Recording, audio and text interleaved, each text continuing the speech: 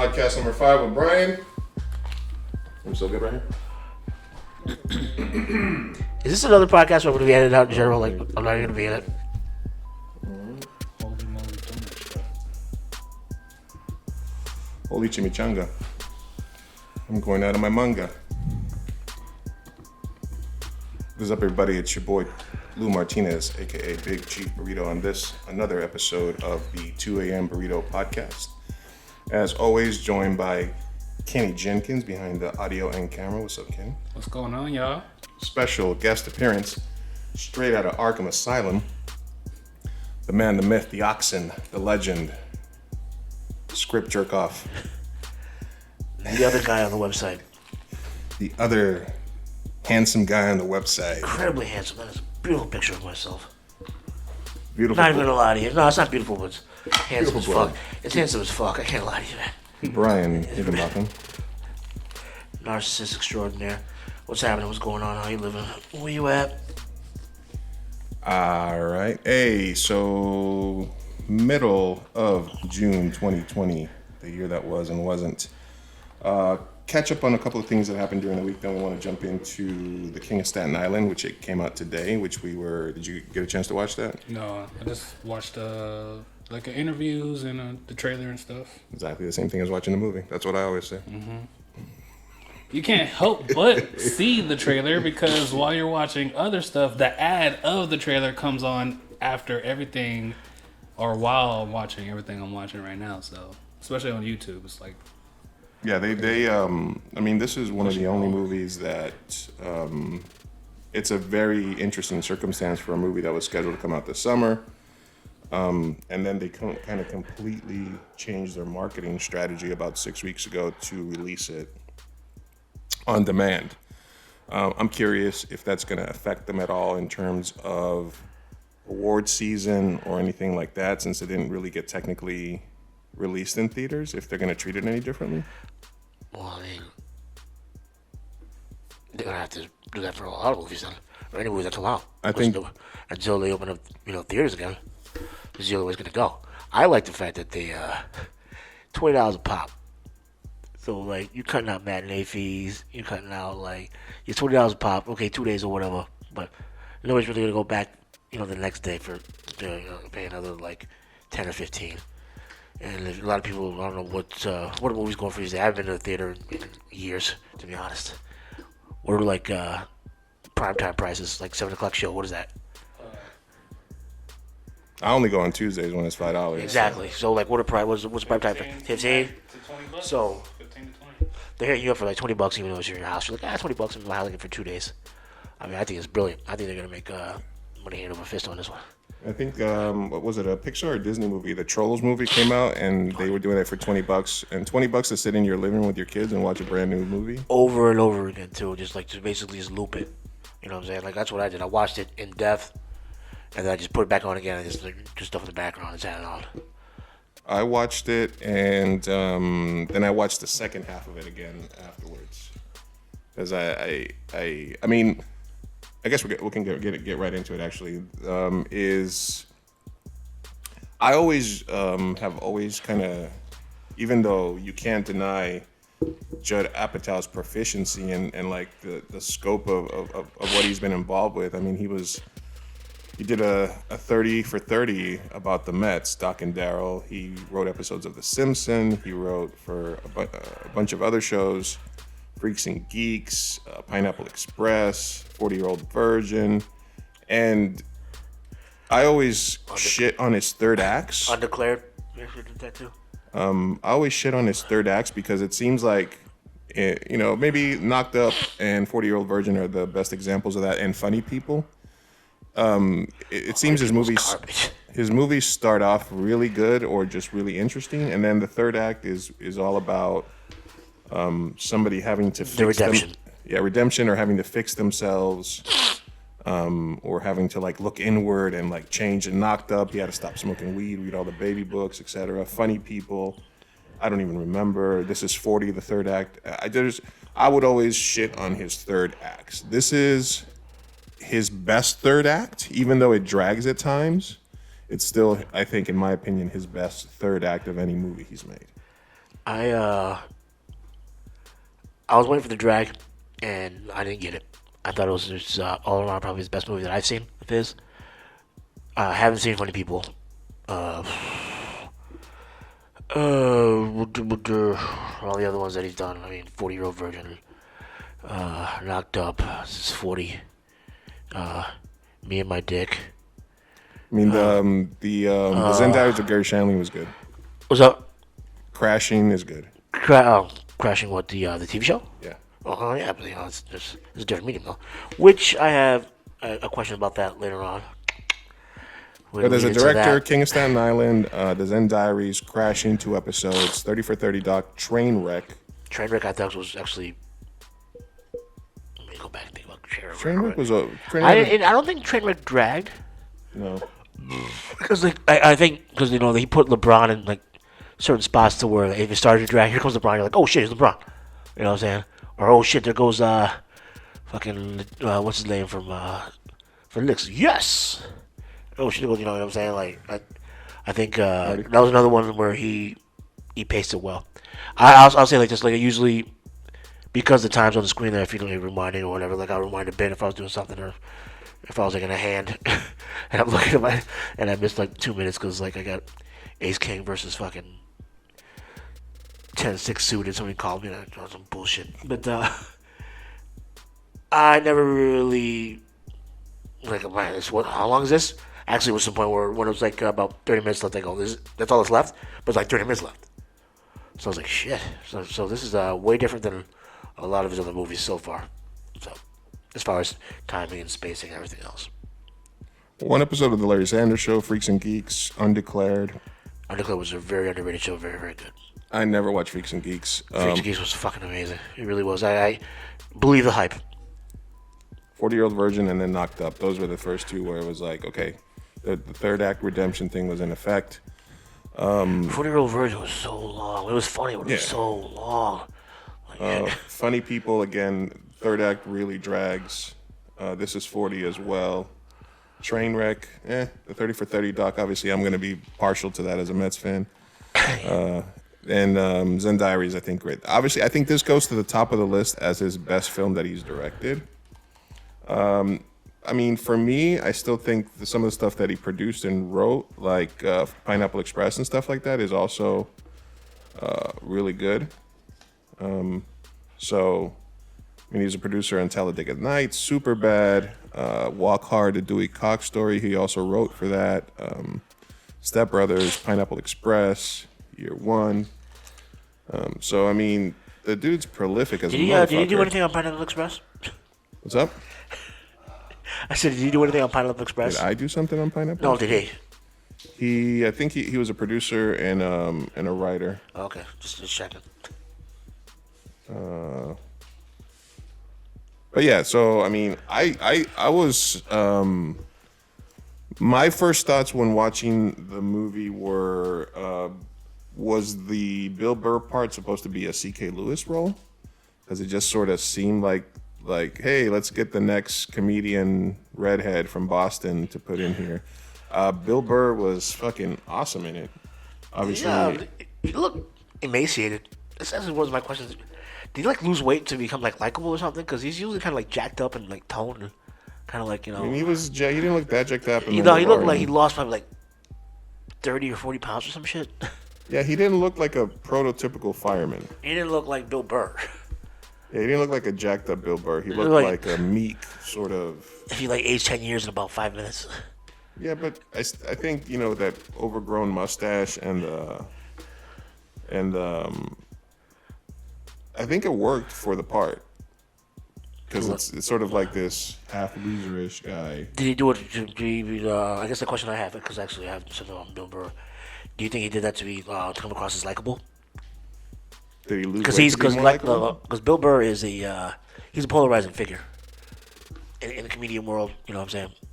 So did he do it to come off like likable? Polarizing how? What polarizing? Like you like him or you don't. I mean, I think that he gets Paper Tiger comes out, and I think people watch it, look for the topics, and then they get outraged. but I think that happens to any comedian special now. Okay.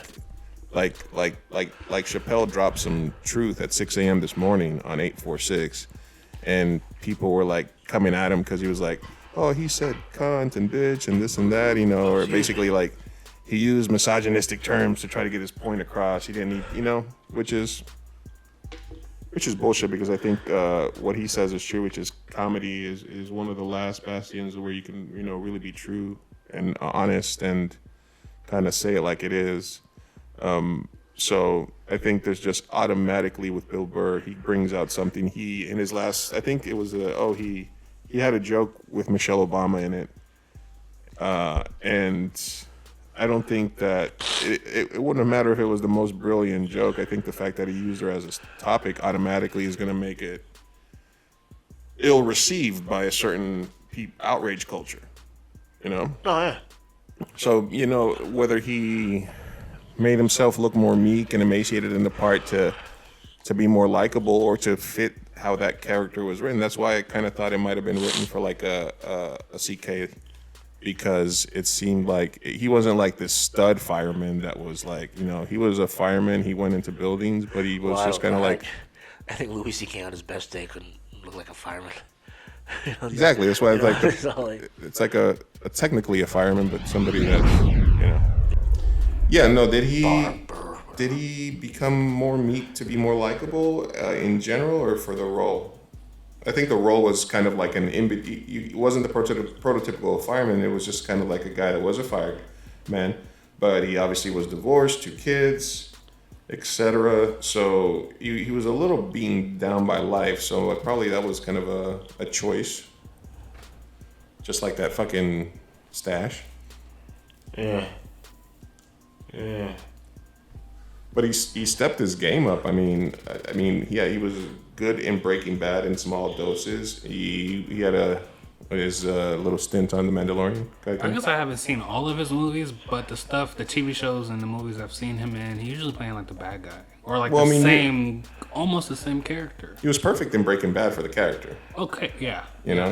But he was in little bits and pieces. He was. Like the bit with Hugh where they're fucking laying on the fucking thing of money and the stuff where he's stopping the train and stuff like that. That shit's all fucking hilarious. Yeah. And One of my favorite scenes. And I had been hearing him talk about the role, but he was super underplaying it. Like he wasn't even mentioning that he was going to be on the Star Wars show, The Mandalorian. And he was just like, I got a role in this movie and blah, blah, blah. And but he wasn't selling it, and he's the second lead. Non-disclosure.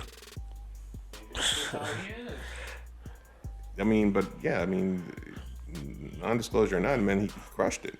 I think he did an excellent job. Well, he really didn't talk up back in the day. They use Sam Adams sketch for the Chappelle Show. Because it's my beer. Yeah, the World Series of Dice. That's why I stuck my keys up my ass. Speaking of Snotty McGee. Yeah, absolutely. Speaking of like people's faces or whatever the fuck, Marissa Tomei is looking fucking smoking hot, and she's like, the older she gets, there's only one other person that I can think of that has aged as gracefully and might even dare say looks better than she did when she won the Oscar for My Cousin Vinny. It's Vanessa Williams. I don't. What about that British lady? From Austin Powers. Oh yeah, her too. But yeah, no, actually, yeah, I think those 3. Yeah, she won an Oscar for My Cousin Vinny. Marissa Tomei. But the conspiracy theory is that they made a mistake. That there was supposed to be somebody else, but they said her name by mistake, and they just went with it. Supposed to be what's his name's daughter for Mighty Aphrodite. Oh boy. Really? Oh boy. I know she was. I know she's part of that conspiracy theory. That it was supposed to be like her or some shit, but either way.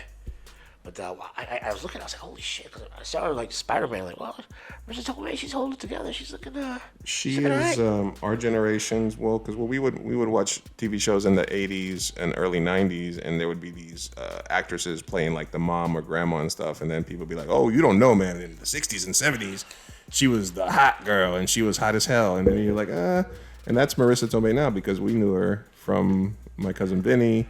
I think she was, I mean, obviously the wrestler. I think the hottest she ever looked for me was in Before the Devil Knows You're Dead with Philip Seymour Hoffman. She was wicked cute. And the first season of A Different World.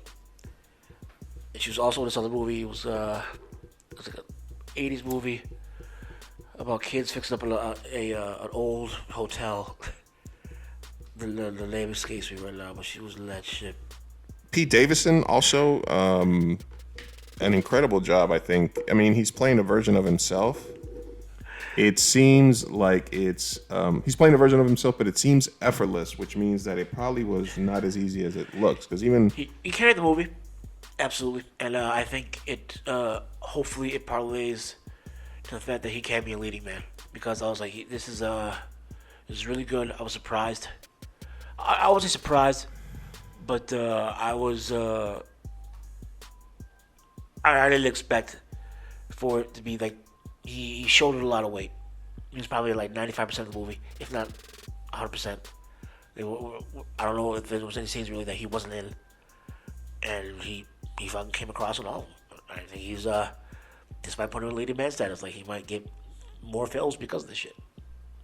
Charming. I mean, self-deprecating. It seemed that he was, basically steering into every negative kind of thing or press or thought about him, and basically but correcting it. Definitely can act. Definitely can carry the movie effortlessly. Was good with kids. Was good with the romance, the comedy. His reactions. Steve Buscemi was there and didn't sort of take over anything. Was very subtle. I had to kind of maybe just disagree a little bit. I disagree, boy. I disagree. That bar scene with we get back to that other guy that we're talking about. With Apatow, Pete Davidson. Because I have a kind of a theory, kind of a question about Apatow and stand-up comedians these days. But Buscemi, man, that bar scene, the second half of that bar scene, it was. My serotonin levels these days are low. I didn't cry, but I definitely felt emotive. And I've seen probably like 90% of Buscemi's movies, and he's never made me feel that way. Like I never felt like holy shit, like emotive. Before 1995, I'd probably say I've seen 100% of the movies because all I did was Indies and that's my wheelhouse. But I dare to say best supporting actor nomination. Oh. Well, when I was watching, I didn't watch the movie, but I watched some interviews and the trailers and stuff. And the actors, they did a lot of, they did their work. They, the lady that played the mom, she hung out and talked to the actual woman who played the mom. And then Steve, he was actually a firefighter. What are you talking about? The actor, Pete Davidson's mom? Yeah. Pete Davidson's dad died on 9/11 when he was a little kid. Mm-hmm. So that's the basics of that's the story. Yeah. And then the last scene, they're like in Wall Street area, and it's Pete looking up towards I guess where the World Trade Center would be. It's a nice shot. They said that Steve was actually a firefighter. I don't know if I mentioned that already. Steve Buscemi was a firefighter. Yeah, so that's why he did all the 9/11 tributes and stuff, and Steve Buscemi was on the job for a while. So that's got to be kind of cool to play a firefighter again. I don't know if he's done that again in his acting career. He has. I'm sure he has. He's been in something. When I'm calling my shot, I'm saying Steve Buscemi is nominated for some award, some a big, Some award. one of the big The Steve four. Buscemi Awards? A Lucky to Hear Things award. For one of the big four, he's nominated for Best Supporting Actor. I call my shot. So obviously it's on tape. Maybe, I'm calling it, man. It was like, it's just enough time on screen, just enough taking over a scene for a Best Supporting Actor nomination to happen for an actor. you just need one. You know what I'm saying? And plus, he's never really had it. You know what I'm saying? I think Hollywood gives Buscemi his props on this shit. Did he get nominated for The Sopranos? Not for an Oscar. Well, obviously he's not going to get nominated for an Oscar for The Sopranos, but Ass. I mean... So you're calling your shot? Call my shot, man. No, he won a Screen Actors Guild Award for that horrible Boardwalk Empire show. And I was like, Or I think TV. for outstanding performance by an ensemble. Yeah, see what I'm saying? Like, I'm talking like the big four, like Golden Globes, Oscar, Indie Spirit. You got a Gotham Independent Film Tribute Award.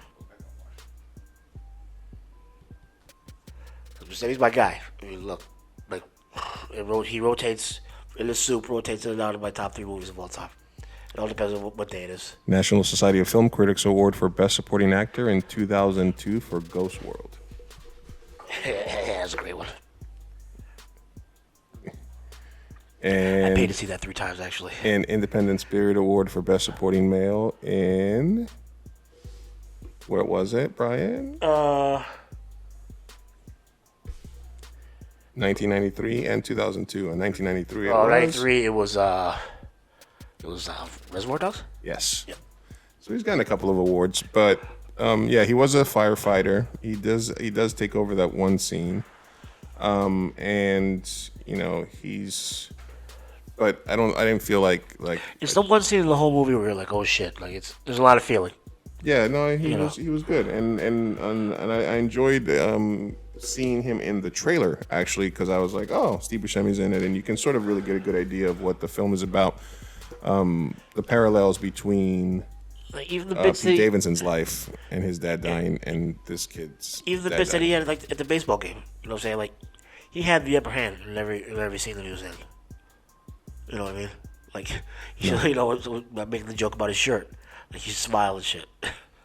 You know what I'm saying? Even Pete Davidson was like, oh shit, yeah, that was actually pretty fucking funny. You know, every scene that he was in, Buscemi fucking owned it. So every scene Steve Buscemi was in, Steve Buscemi was in. What? Yeah, you'd say that. Him or his robot. This was But definitely his robot goes by Steve, so. Steve Buscemi was an actor that was in this movie. So spoiler alerts for any major plot points here on forward, but the obviously the it all tied together well. I think Judd Apatow did a really good job of kind of throwing these things from the beginning of the movie and wrapping them up. The only part that dragged for me, third act wise, was that last conversation he had with his mom. That was like the last one was just sort of like, okay, there's still 17 minutes left. What else is he trying to finish up here? Ends kind of on an ambivalent, like, okay, this kid's getting some of his shit together, but, you know, life is still going sort of angle. I sat on my keys a little bit when you know, the whole, redemption arc, I guess. Bill Burr had to sort of humble himself a little bit like, no, the Steve was when Steve Buscemi was like, you know, were you on the job when that guy died? And then he's like, what did you think about? He's like, well, I thought about whether or not he had kids, and then there was like that silence and shit like that, like, and then him letting them do the tattoos on him. That, you know, that whole back part was really, really well done and tied together. And when I rewatched it, I didn't feel like it was telegraphing me anything, or it was kind of like, oh, okay, this will come back. I know this is going to come back in the third act. I didn't feel like that. I didn't feel like he was just like placing these very obvious things in the movie that were going to come back. It felt organic. in how the story sort of wrapped up. I mean, it was a little cutesy and very tugging at your heartstrings at the end. That's what he does. That's what Apatow does. So, hey, did you think that first scene though was a trope? Which one? Where he's zoning out in the car and then almost gets in the car accident. They've done it in BoJack. They've done it in Breaking Bad. Yeah, I thought it was a trope because they really never. They never really. It's becoming one. It's becoming a trope. Because I never really actually alluded to it after that or his condition. I mean, he was like, "Yeah, I'm fucked up." But yeah, then one more time after the fact, when he was like, "Hey, I gotta get some shit wrong with me," but that was it.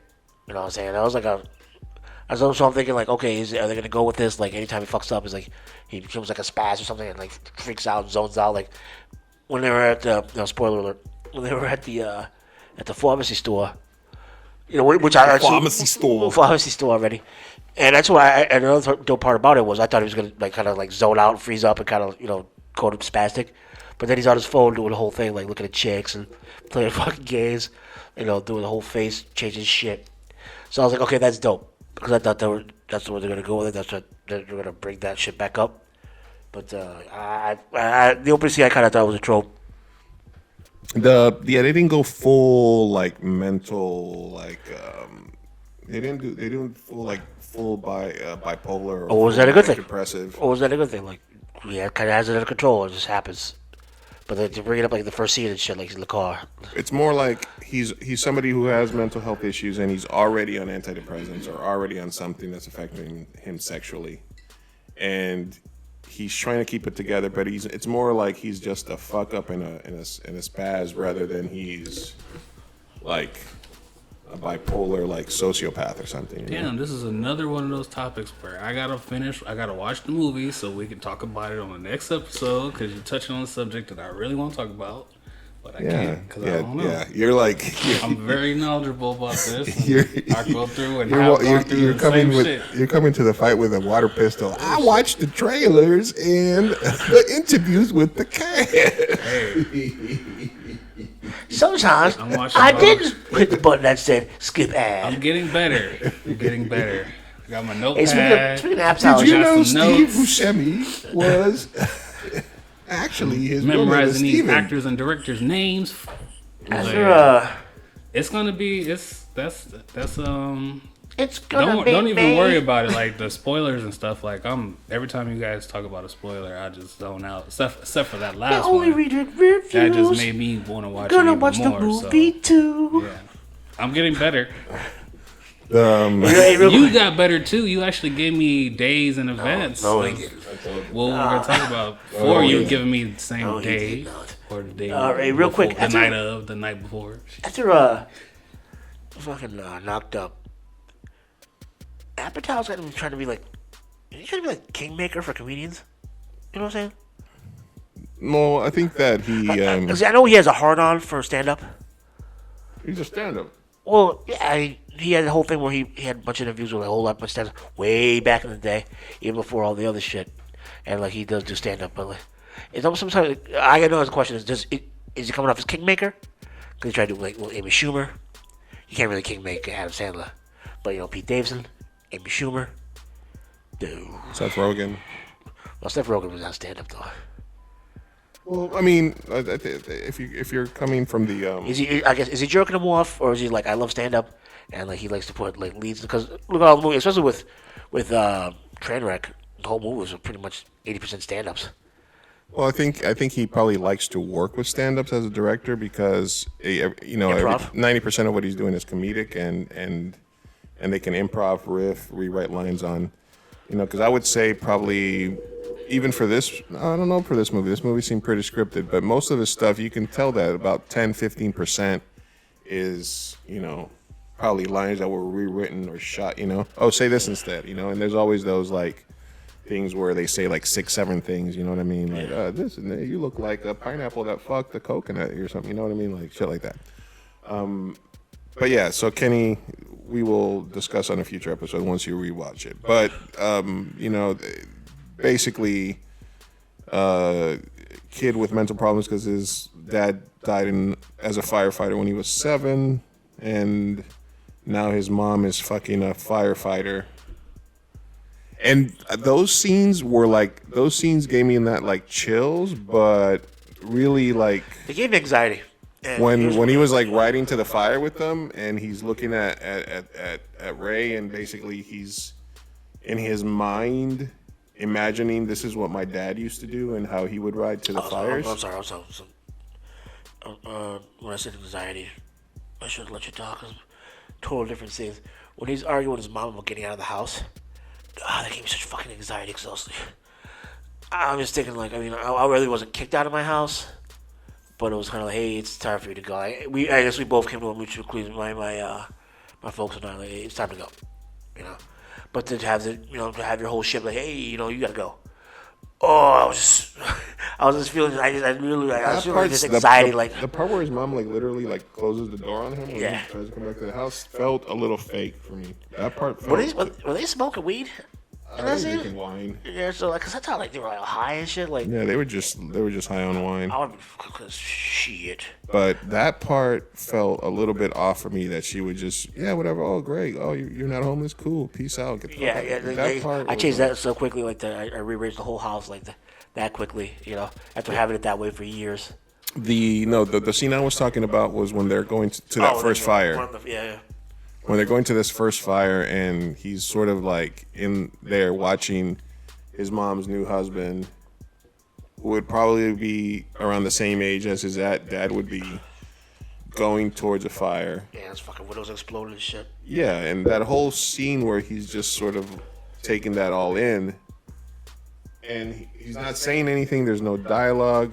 Buscemi says something when they get to the fire. Hey, it looks worse than it is. They'll be fine. And it's very. That really sucks you into the character in terms of what he's feeling. Like when the other dude is like, "Hey, thank you for your sacrifice." Like the whole reversing of that, of that, where he's like, "You guys suck for fighting families," and then the firefighter's like, "Hey, you sacrificed because your dad did something brave." Like, it was really cool. I can't be cynical about it. It brought out emotions in me. Like at the end when the tattoo was there, I was like, oh, because I love tattoos. I think when he's looking up towards the sun, like looking towards his dad, because he did tattoo. Spoiler alert again. He did tattoo the sun as his dad. They were shining down on him and Bill Burr and his sister. You know what I'm saying? Like, because you said like he was looking up. Do you think he was looking up towards like Twin Towers or whatever? But well, no, they're in downtown Manhattan. Well, okay, so for all the non-New York heads, right? You walk at any building down there and you look up, you're probably looking at something, Well, they were at the Civic Center. It looked like the east side of Central Park. No, they're close to the Staten Island Ferry. They're down. So they got off. They're down by Wall Street. Okay, down by Wall Street. They're down by where the Trade Center was. Oh yeah, that's right. City Hall and all the city offices in New York. That's right. Down south. Absolutely right. So yeah, it looks like there's a park. It could be. It's not Bryant Park. It could be one of. There's all kinds of parks down there in Manhattan. Well, it definitely was Washington Square. It wasn't Washington Square Park. It was on the east. It was in the Boweries. Yeah, it was on the east side. Absolutely. Here's a question for you. The editing I thought was fucking brilliant. The way they edited those jokes and left time, just the cuts. A lot of times like you'll see like TV shows or whatever, or movies, like a joke will happen and they'll give like a second for a reaction. I thought that again, coming from a stand-up point of view or a comedic point of view, the editing, the cuts for the scenes, I thought were fucking awesome. Some of the best editing for comedic purposes I've seen in a long time. Especially when you get the old man at the graduation party tell the joke about Bernie Madoff and everything else. Yeah. At the end, it's like, oh, you go to school, you have a great time. And like usually they would like show a reaction real quick, like a cut to Pete Davidson and his sister, but they did just let it drop, like cut, and the cut was perfect. On point. I can point to at least. Let's see the old man joke. Okay, I thought you were talking about the ending. No, just like every like comedic cut. In general, man, I thought it was one of the better edited movies I've seen in a long time. As far as jokes are concerned, No, I think it was funny. The stuff with even when he was like this, like there can't be more. There can't be 4 Jay-Z's. Look both ways. But what do you think about the actual editing of the movie? Yeah, it was good. It was funny. If it wasn't well edited, I wouldn't have liked it. It was, it was good. I haven't seen it. Seriously, like, I was surprised. Surprised? I was surprised. Yeah, I'm all over the place today. They took the rabbit. They took the guns away. You hear about that? You hear about this? What's that? That the Looney Tunes, Yosemite Sam, they took away his 6-shooter. What? And they took away the guy that hunts the Daffy Duck. What's his name? They just edited it out.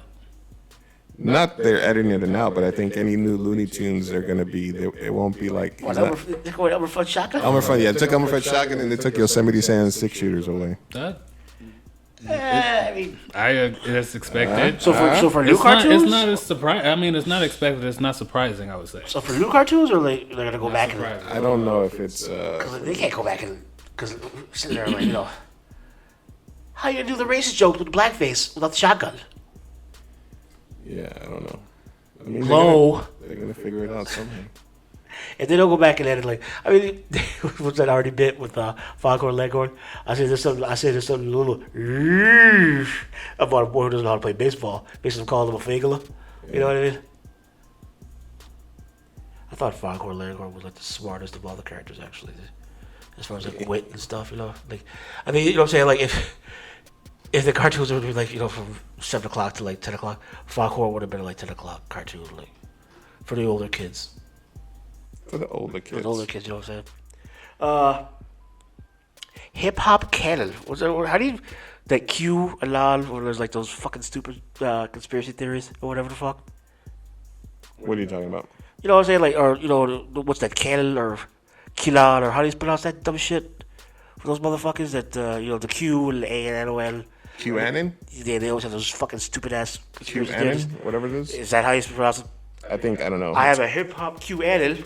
What's that? About fucking the King of Staten Island. That's Jizza, right? The security guard when they have the basketball court. Looks just like him, sounds just like him. The name of the security isn't Jizza's real name, so I don't know if you know what I'm saying. I had to go to look up that guy, but that's fucking Jizza. It has to be. In the movie? Yeah, when they're on the basketball court chilling out, and the security guard comes up. Yeah, no, you had said I was like, a Jizza cameo segment? by Jizza, and then I was like looking for it, but the guy looks just like him, sounds just like him and everything. But the name that was given for security guard or whoever for the for the real wasn't just his name. But that's not even the canon, right? Action Bronson, who was from Queens, is in the movie. Is the guy that gets shot? Yeah, he's like stabbed, shot, or whatever the fuck. Kind of funny. But Action Bronson is known for ripping off Ghostface style. You think Staten Island, you think Wu-Tang. First of all, why were there more Wu-Tang people in it? Second of all, why is Action Bronson in there? He bit Ghostface style. I say, hip-hop kid. What's it? QAnon? QAnon. I was gonna do that whole Chappelle shit with OJ's wife. OJ's wife can't rap. Some people like cucumbers better put. Oh, he did his thing. Is he leading man material? I don't think so. I don't think so. No. I don't think. I mean, Well, why or why not? Obviously, he appeals to chicks in real life. He carried this movie well. A 2-hour plus movie. He put it on his back. It's basically him. Like I said, he has to be like 95% of the movie, if not more. You know what I'm saying? all right. So spoiler alert again, man. Those fucking Hulk gloves scenes, man. those were funny. Man, gosh, I didn't mean to do that.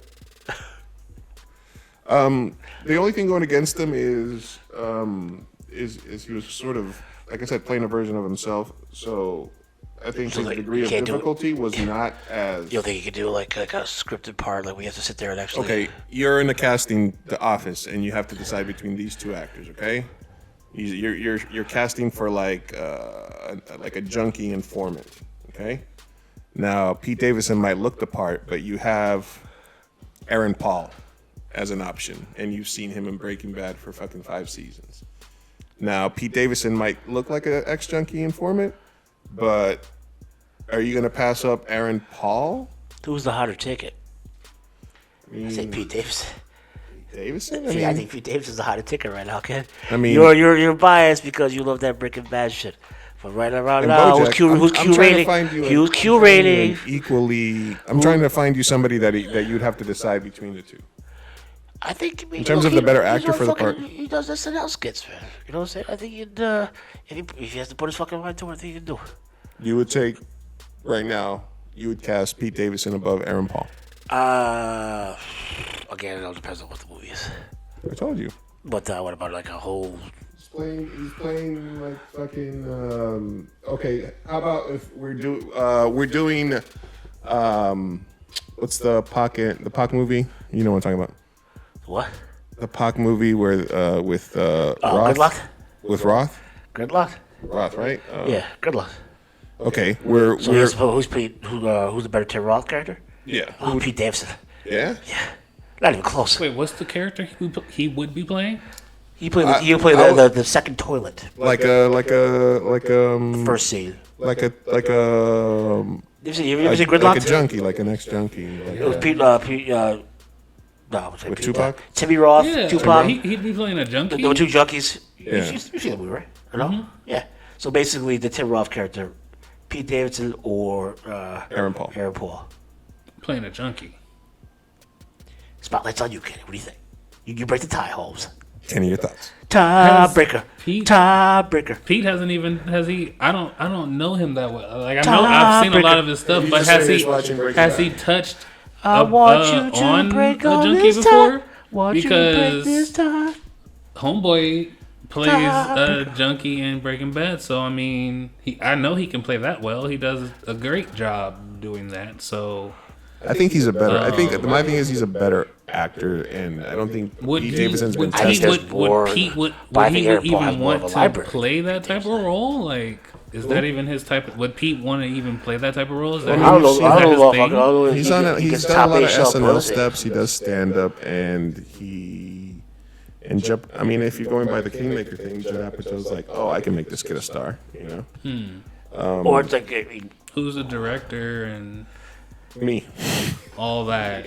Is it studio? Is it so neither. I'm directing it. location? Ryan's writing it. Like, You're shooting. Oh, then it doesn't matter who it is. It's gonna be fucking awesome if I'm right. So. I don't know. The only reason I say Aaron Paul is because I think He has Pete more of a Davidson hasn't been library, though. tested. Pete Davidson hasn't been tested. It's an argument I think that's kind of unfair to Pete. Yeah, it's My unfair. boy to him. Pete, he's got like one, movie under his belt. Which All right, I think you like can- after tomorrow, I think after the weekend low, all right. I think motherfuckers is gonna be jocking his shit. He was in that movie. Like seriously, that and 10 Things I Hate About You, and the movie that I can't recollect right now, two of the most underrated teen comedies of that Yeah, Aaron genre. Paul's definitely the more established actor in terms of projects and stuff. Definitely, he would have the leg up. What I'm saying is Pete Davidson has done some sketches. He's done stand-up. Something's gotta give. He's got this movie. But yeah, he needs to play a couple of different roles that aren't so similar to his actual life for me to be like, okay, I can trust him as a leading man.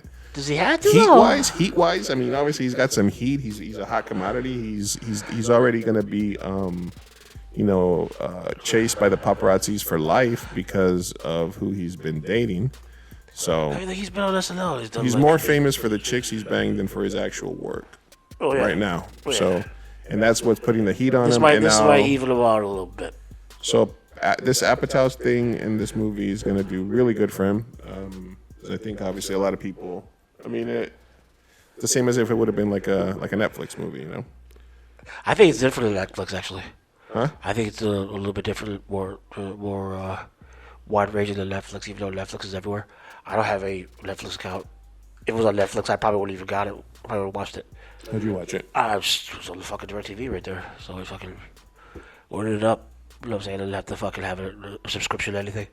So a lot of people that have like any type of cable can literally just sit there and go instead of having a Netflix It was $20. account. Yeah, for 2 days. You can record it and shit on how long you can keep it for. But it's more accessible than any.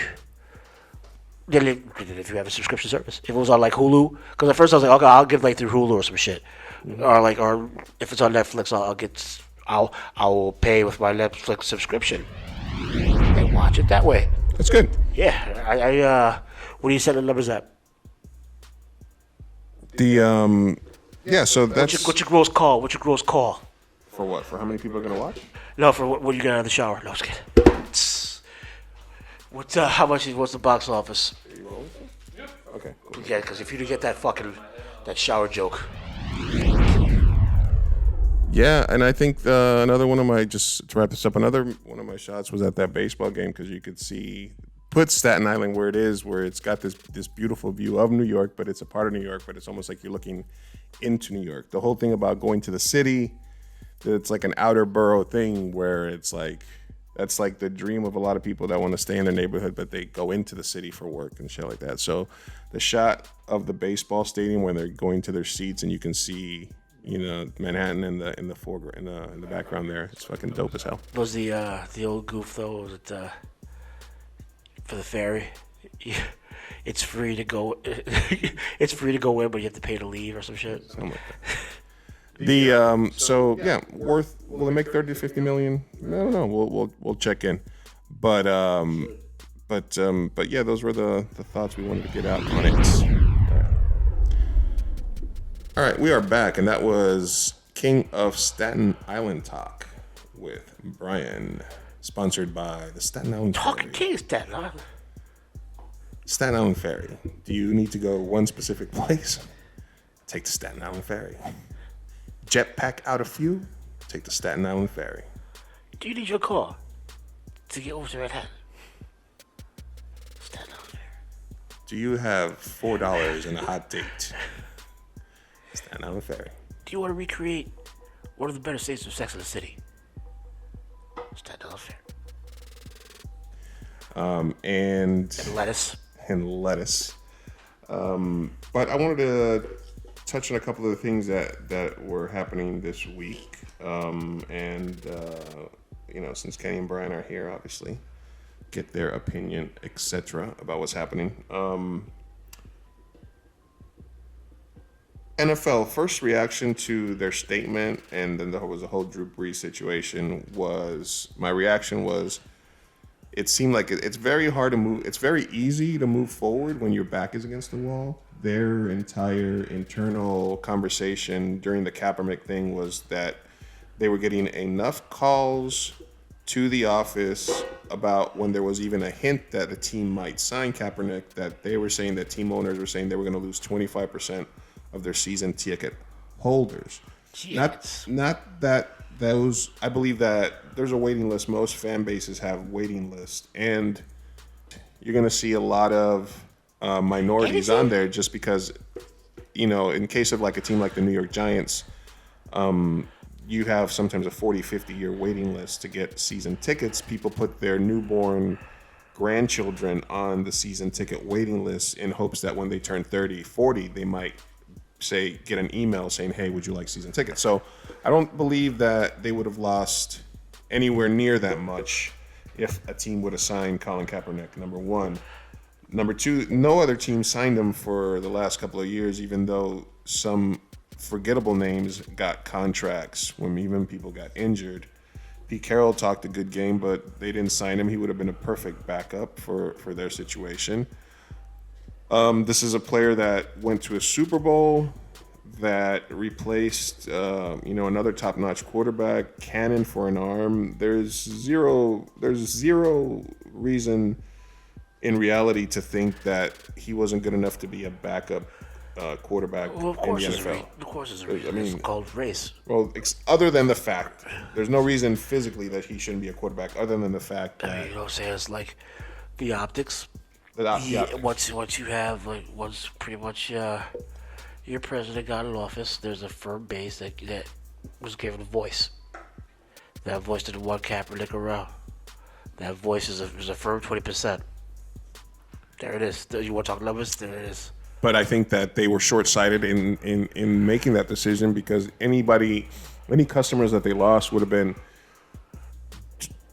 more than doubled, I think, by the fans they would have won. And maybe that would have meant that there would have been some diversity in the stands in terms of season ticket holders. I disagree. Everything changed when Donald Trump got involved back then, when Kaepernick first took a knee and all that stuff. He realized that it was something that resonated with his base. He put so much pressure on the owners and the coaches then had to put the pressure on the players.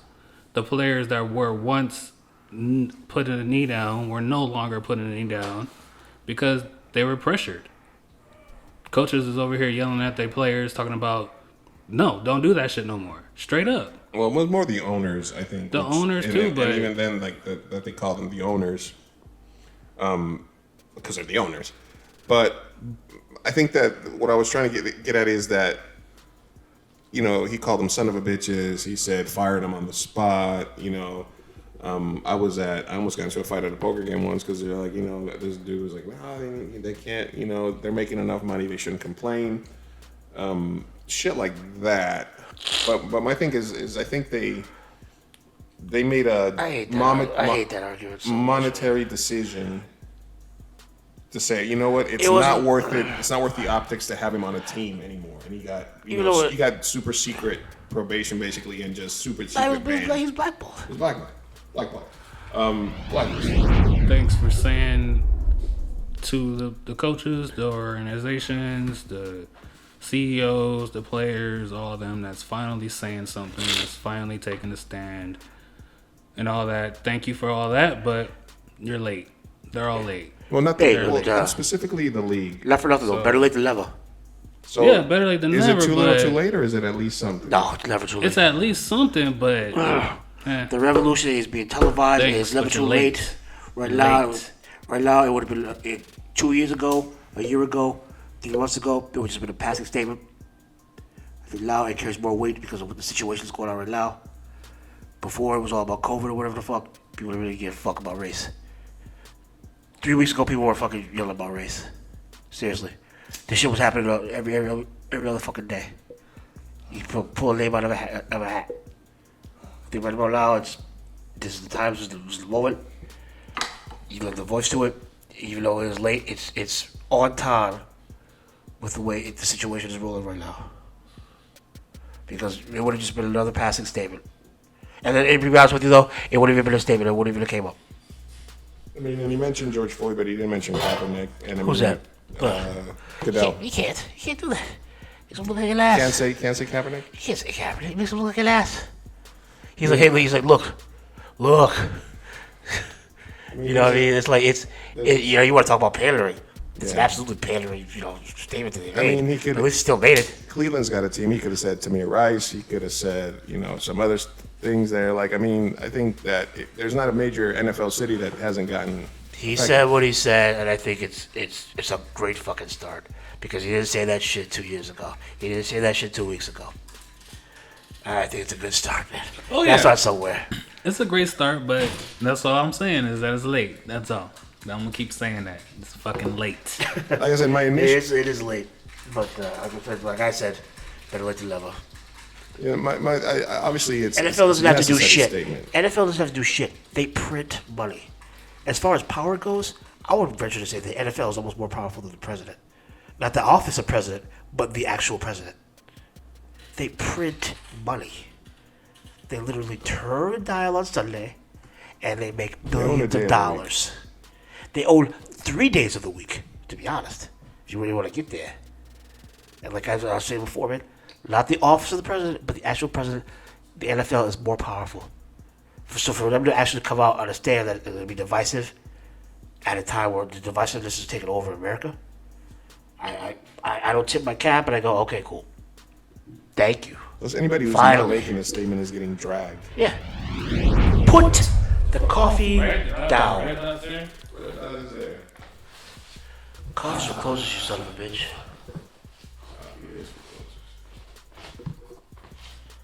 Send you rules competition. First place, Cadillac. Second prize, Coupe de Ville. says take lives. Third place is your fine. It's I think this is like the army where you shoot them from a mile away. You got to get up close and bada all over your nice Ivy Leaf suit. a little pate and a Ritz cracker. Tell you to drop the gun. So, other than the NBA and NFL possibly coming back, NFL putting out the statement, Drew Brees getting caught up in it, doing the whole. He just like, I don't know, man. I think he got tongue-tied, Holmes. I think he kind of showed like Drew Brees isn't that bright either. Like, kind of, you know, he was, oh. Funniest thing Like I he said, tried to, in his head, he was like, okay, I got this. It went south real fast. He tried to steer it back into clear water. He's like, fuck it, all right, I can't, because I'm just going to just look like a total asshole. I'm just going to ride this out. Maybe nobody's listening.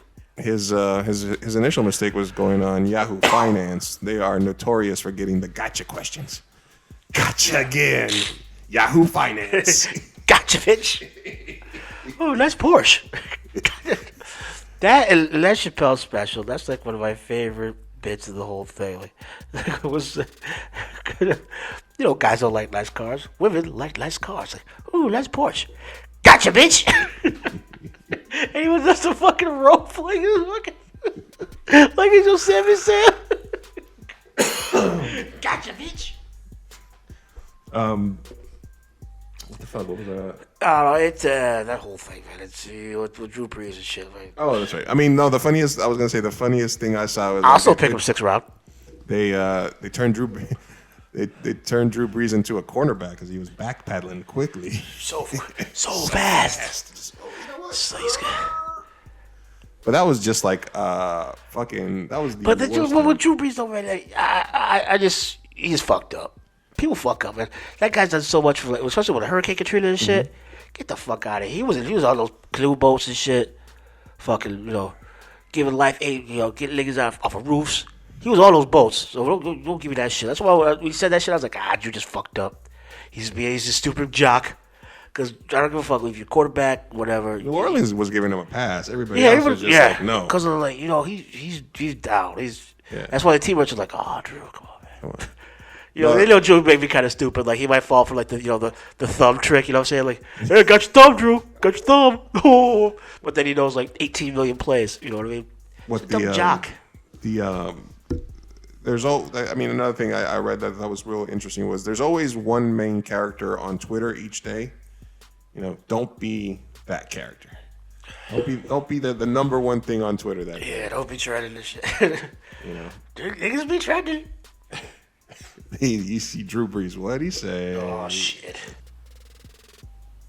I hope this, the narrative for, like, George Floyd and the whole shit going all the way back to, like, even though Tawana Peril, it was fake, but I always remember her, you know, it carries on to be a conversation. It's not, like, dropped. I'm surprised it's gone on this long. Like, for 2 weeks, it's the next thing, maybe because of the whole COVID thing. But, I think that people are just rushing back to COVID ain't going nowhere. I think it's like you already see like cases spiking, and like in Arizona where it's always like hot all the time. I think people just get to be back in the game too soon, man. No, I mean, like, it's just selfish. Like, do I want to see football? Obviously, because I want to see fantasy football. Do like, bars and all this other shit open at restaurants? And all? It's way too soon. Too soon. Too soon. Too soon. And then the motherfuckers like that's why. I don't want to be outside. I think and we had talked about the combination of factors that led to the George Floyd thing getting so much. I mean, being so much more in your face because everybody had nothing else to do. At home. Nothing else to do. Everybody's like this. Everybody's on blast, and like, and plus the severe brutality of it is like I like what everybody says. Like it's always like, how would you rather die? Be on a fire or choking or suffocating? Like I wake up from dreams like I'm. Maybe because I'm getting older, I'm extremely claustrophobic in my dreams. Like, if I'm like in an elevator or something with a bunch of people, in my dream, I'll jump off. Or like you start like crawling in spaces, it gets tired, and I freak out and I wake up. You know, you don't want to die that way. And he literally for 8 minutes, you see this guy just basically getting choked out. You know, it's some of those brutal shit. I would even go to venture to say it's even more brutal than Riley K, because in Riley K it almost just like it looked like a cartoon. You know what I mean? Like on video, like you see like cats taking these swings into like these hardcore cuts. You know, at Riley K, it almost looks like unreal, like a cartoon, where the shit is like right there, a foot away from you. You hear him screaming for his mama, and it's just that, and choked out Lee, and just the guy that's doing it. People still there. I think that resonated with everybody. Just like, look, man, this is wow, because the narrative changes, man. People, but I thought I would never hear, and I've been thinking about it for years. Defund the police, because the police were started as a way to fucking keep niggas alive back in the South. It was an institution. It wasn't a department. You defund the police, you put people back in there, you put people in charge that they're gonna do what they have to do, and kind of cut the shit. You know what I'm saying? Like the institutional power, like it's a boys club. You know what I'm saying? Like that cat, the dude that choked George Floyd out, shot somebody in his stomach, in his apartment, in his bathroom, on a fucking domestic disturbance call. Didn't announce he was a cop. They bum rushed the set, shot the door down, kicked the door down, shot my man in his stomach so close that he went through his stomach, out his ass, and through the wall. And he got 2 weeks. 2 weeks. And it's the same cat that's going to choke somebody out. And the shit that's crazy is that he can get pension. Even if he goes to jail or whatever the fuck, he'll get pension. Yeah, police union is strong. It's a brotherhood. It's not a department. It's not serving the people. It's a brotherhood, man. And I think that Pac said they're the correctional officers in New York told them they were the biggest gang in New York. Yeah. Stop and frisk. But so the thing is, like, even if you are quote unquote a good cop and you go into it law enforcement, I mean, we see enough movies about the rogue bad cop, and then we see the movies like Training Day, which is about the good cop, and he has to confront the bad cops, right? But it's literally a life and death situation, because you're turning in a bunch of people with badges and guns. Even if you're trying to do the good thing, the amount of pressure you get when you become part of their team, where you don't want to let your fellow officers down, that's where it takes these people that weren't predisposed to that sort of behavior, and it indoctrinates it. It is bigger than that too. It's also the mindset. It's also the programming. Once it's all in the training. It's all in the verbiage, the talking, and everything they teach these cops.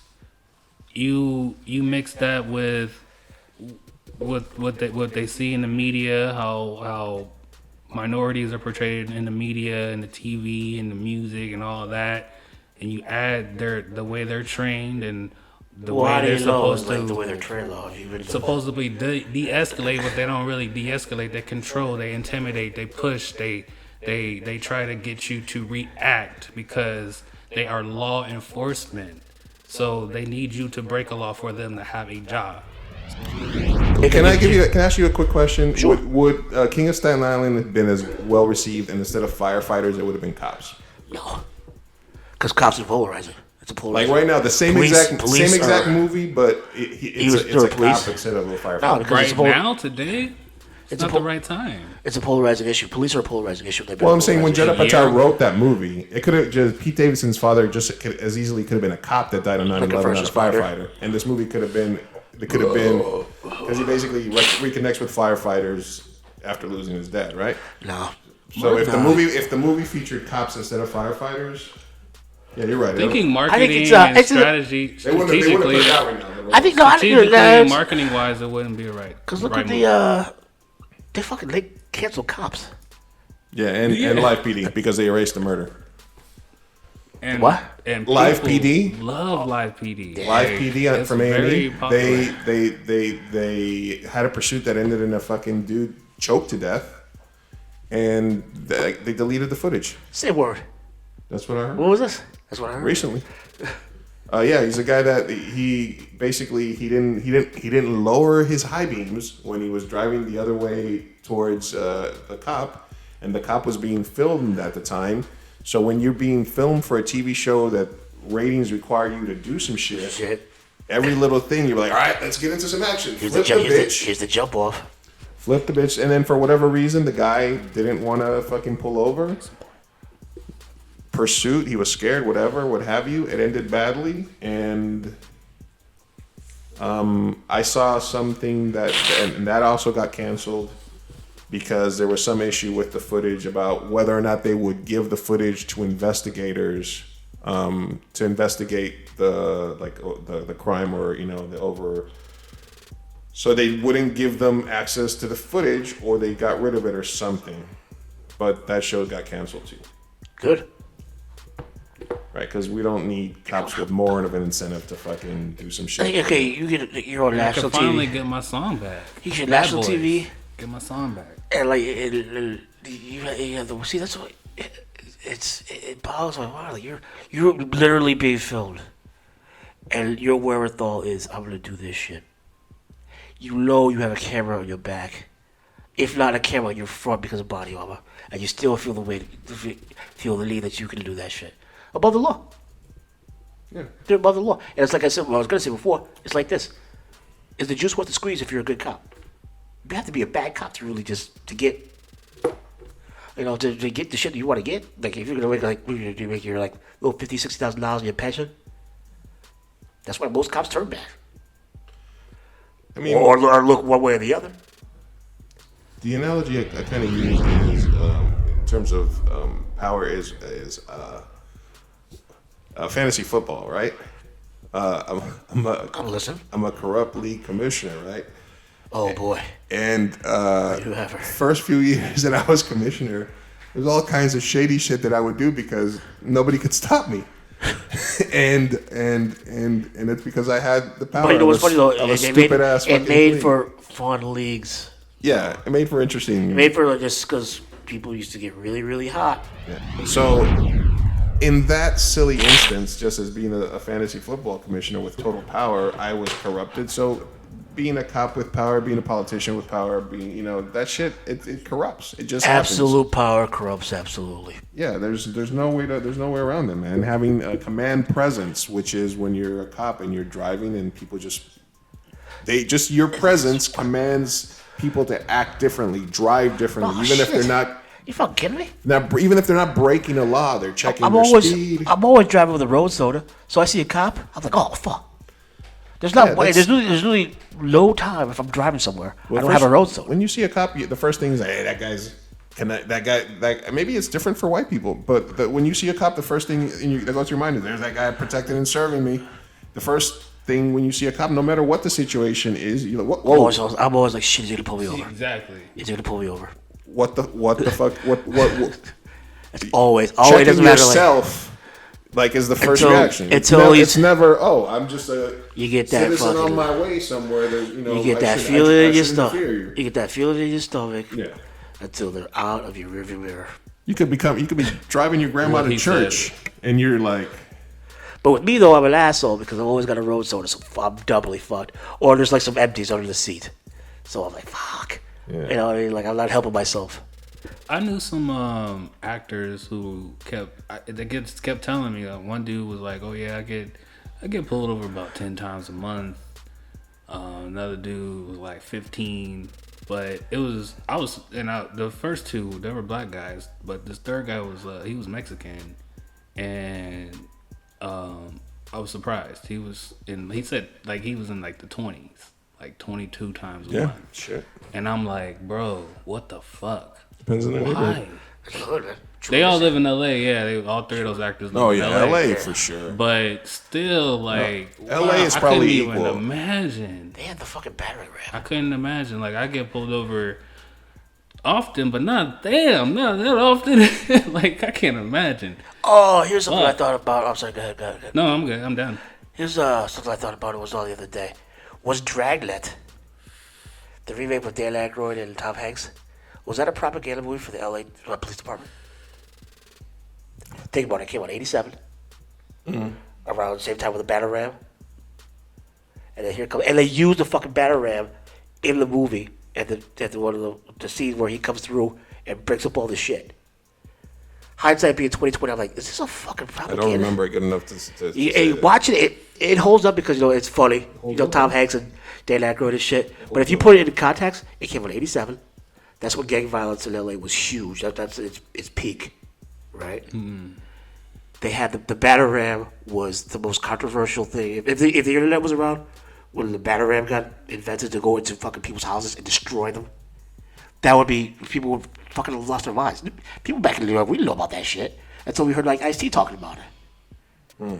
But the Batarang in Dragnet was like the hero, busting up the scene so the cops could get into the fucking the Bates mansion and save Bates and all the fucking great movie still. I gotta rewind. But I was sitting there looking. I was like, this is like a fucking propaganda for.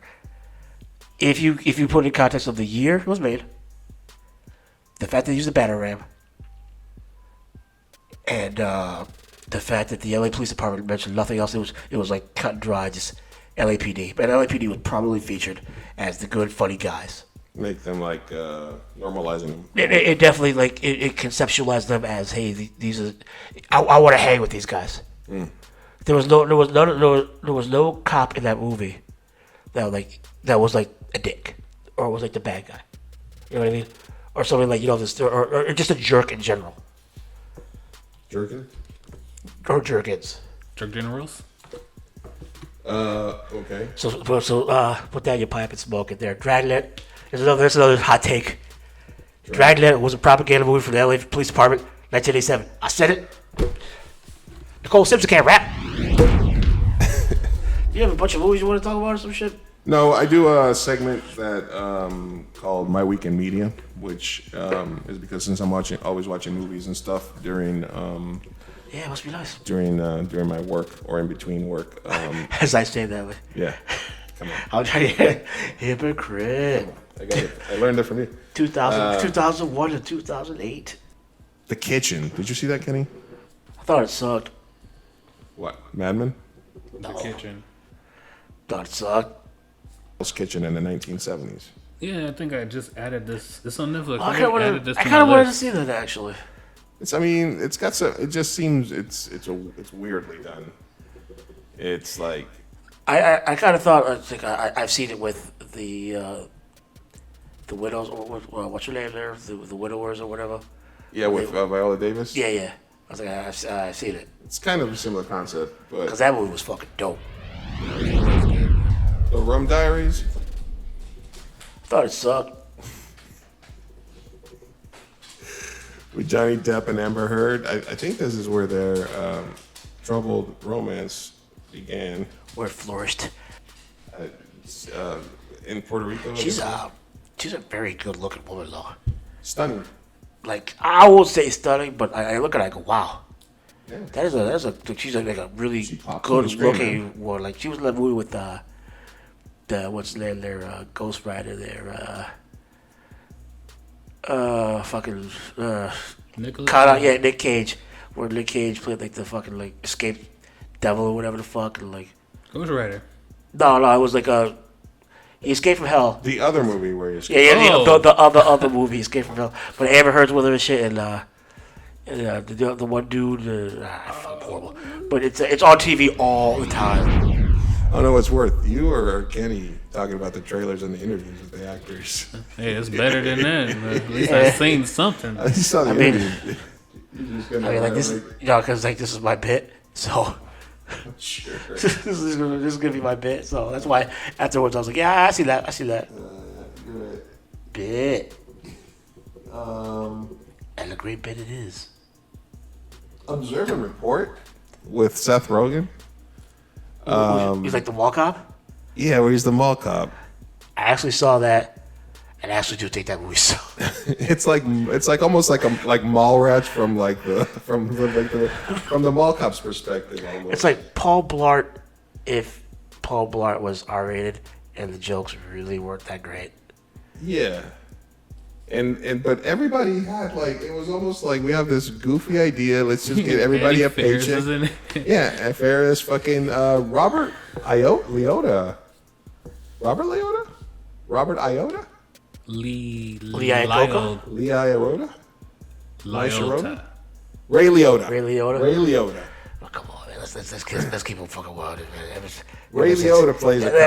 Let's keep the shit with Ray Liotta 100 though. Ever since fucking Goodfellas, I mean, he kind of rolled that wave. What did he really do? I mean, even though he was like smoking aces and all this morning too. Silence of the Lamb movie, where he eats his brain while he's still alive. What fucking what was that called? What Red Dead Redemption? No, not Red Dragon. It was Red Dragon. It was actual Hannibal? Hannibal? No, That's I a mean, TV a sequel? Yeah, there was a sequel to The Silence of the Lambs. Yeah, it was Hannibal. Even more silencer. Red Dragon and then... Silencing of the Lambs. The muting of the lambs. The mute button on the Lambs.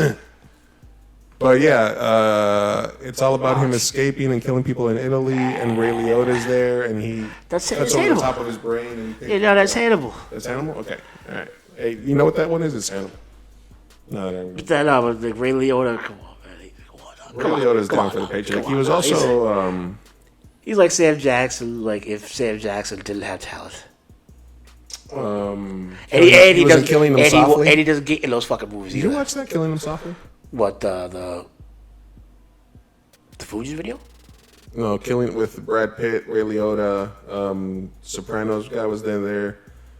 The guy that was on Narcos. See, I go for Narcos a lot of them. You know what I'm talking about? Brad Pitt. What about it? Bad Brad Pitt? I don't know for that. But I bet it sucks. No, Killing Them Softly. Brad Pitt is a hitman, and these guys, every actor from The Sopranos is in it. It's not a horrible movie, but Ray Liotta's in it. That's the reason I was remembering it. And basically, he's just down for a paycheck. I think you're right. He's a paycheck guy. He's a paycheck guy that can't get paycheck movies. But I mean, he did Goodfellas. So what the fuck? Yeah, and it was Goodfellas. I'm saying that's what I'm saying. But other than that, he's a paycheck guy. And even before Goodfellas, though. Yeah. What? An Observer Report was definitely like a let's all get a paycheck type movie. If you really look at Ray Liotta's another hot take.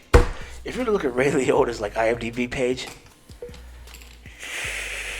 it's not, the juice isn't worth the squeeze. In my opinion. Goodfellas and what? I give him credit because he did a movie with Jennifer Love Hewitt, so okay, there's one. There's two. Goodfellas, Hannibal, Marriage Story, Unlawful Entry. He was in Blow? Who the fuck was he in Blow? He was the cocaine. Copland. Okay, Copland. Wild Hogs. So two. The movie did with Jennifer Love Hewitt. I got Heartbreakers. Heartbreakers. So three. And Heartbreakers is because Jennifer Love Hewitt was in it. Smoking Aces. I don't remember. Okay, four. Because he was a pretty good Smoking No Aces. Escape. The Place Beyond the Pines, which sucks. Observer Report. He's gonna be in The Many Saints of Newark. Operation Dumbo Drop. You gotta give him that one. Actually, you know what though? You know who he was really fucking good in? That TV series with fucking J-Lo. He was on time with that Blue shit. Bloods? No, not Blue Bloods. Donnie Wahlberg. Nah, that shit with Jennifer. Bloodhounds or something like that. It was some weird name. With J-Lo. He did his thing in that shit. He was the man in that. I'll take that back a little bit. I need some traction on that. What about that other movie you watched though?